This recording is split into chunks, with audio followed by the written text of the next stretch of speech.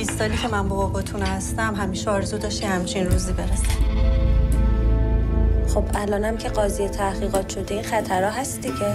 آفرین بابا جون.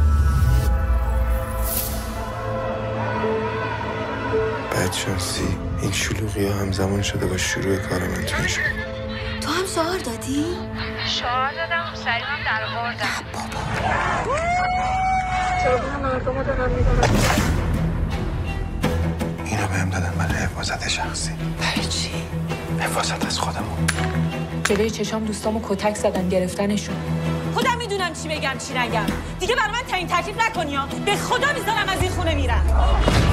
از یه سری اوباشی که تمام مسئلهشون لخ شدن تو خیابونه حمایت میکنی.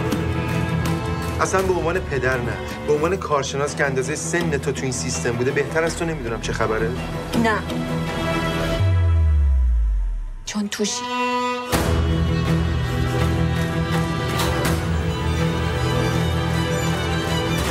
نگرانی خانوادت بفهمن چی کاره ای؟ میدونستی بابا تو قاتله؟ تو خونه خودم احساس ناامنی میکنم.